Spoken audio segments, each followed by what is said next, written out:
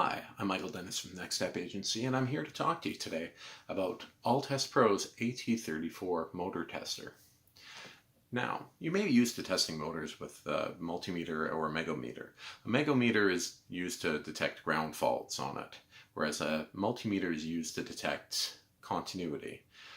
In short, these are kind of late stage tests. If it's got these kind of issues, your motor is already in big trouble. But this is where the AT34 comes in.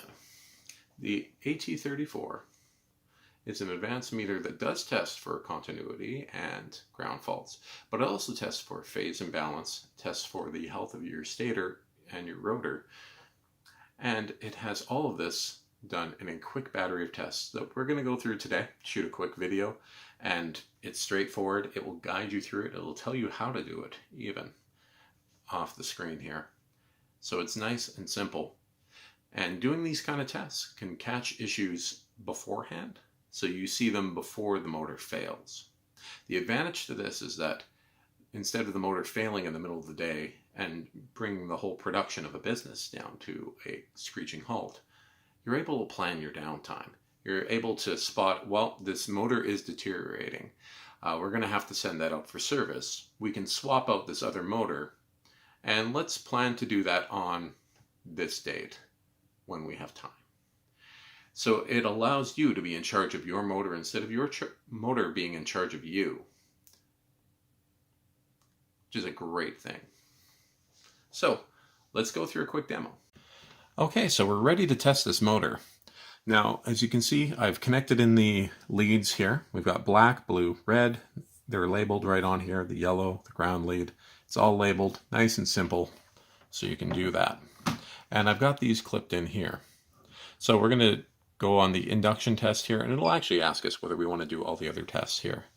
So it immediately says, connect the blue clip and the yellow clip. Blue to number 2 and yellow to frame ground. These are already set there, so I'm just going to click OK. We're not going to do the CDF and cap test because we are connected directly to the motor, but we are going to do the insulation test, which is exactly what it was telling me the yellow and the blue for. So I hold down the button until I get a solid number, which is that 5, and it has passed. So we're on to the next test. It says to connect the black to phase 1 and the red to phase 3. And now it's doing the static test. The static test is automatic. I will tilt this up so we can get a better view here. And it just automatically sends different voltages. It checks the resistance on the phases of the motor. So we get a full test done by that. So right now, we've already done the insulation test, which is passed. The static test, which it is doing right now. That static test essentially also does the continuity as well. All the tests fail if the continuity is not there. So we're already testing for more than what a multimeter and a megometer do. And I believe this is the last phase here.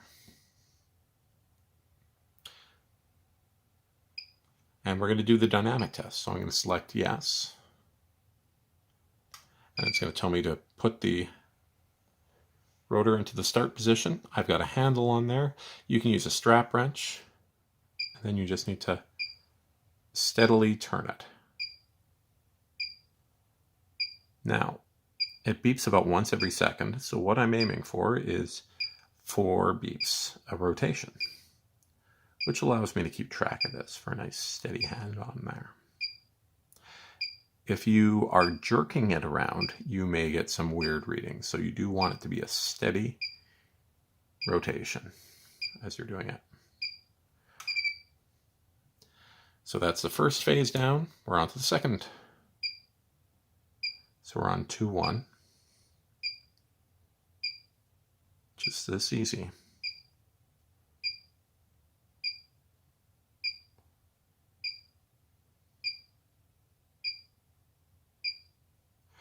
Now this is a type of testing you can do out in the field where you have to gain access to the rotor. You don't necessarily have to do this dynamic test, but it gets you more information. And it's also a great test to do on your motors that you're about to install to make sure that you haven't gotten a dud motor. So we're on the last phase here. So to avoid putting in a new defective motor to replace your broken down motor, test them. And you can test them the same way. You can keep track of it all in the unit and in the software.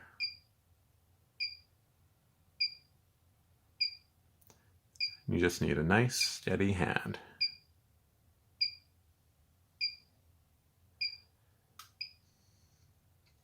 Okay, so we're finished our battery of tests here.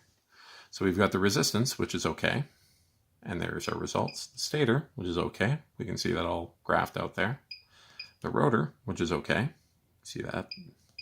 Contamination we didn't test for because we are direct here. And the insulation passes as well. So we save.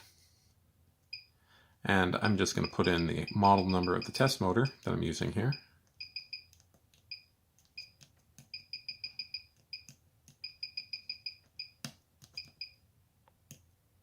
Saved. And we exit. So now we've exited. We're going to start up the software and we're going to upload to the software. Nice and easy. Okay, so we are ready to upload our data off of our AT34. We're plugged in via USB to the computer, and we just need to transfer that data. On the AT34, we're going to go into the settings, and we're going to go into PC communication. Ready, waiting.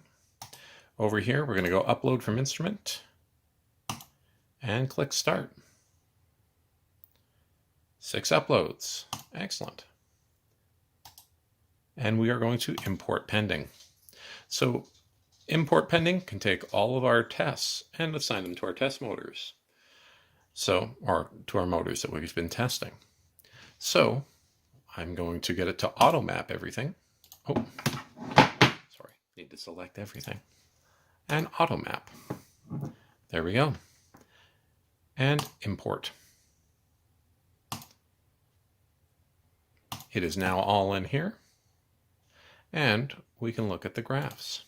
So 40070 is our standard test motor here with no fault selected. And we can look at the graphs and compare them. If I have done different sets of tests, for example, down here, this is a test without the dynamic, just the induction static test, then it doesn't show up, but it all shows up here and it's all good. There we go. That's it. We have reports here, good stator winding, good rotor. Now if I look at one that has a fault on it, let's go for shorted wiring fault. Stator winding issue found. Repeat test to confirm it. Good rotor. So we have the stator is inconsistent here. So we can spot these issues before the engine dies, and it'll report them. It'll report them over time so we can compare them to previous readings. Nice and simple. So that's it. If you have any questions, certainly email us, sales@thenextstepagency.com, or come to our website, www.thenextstepagency.com. Over this video, you'll see a suggestion for another video and a subscribe button. You should definitely subscribe because we're going to have a lot more of these videos coming out. Thank you. Bye.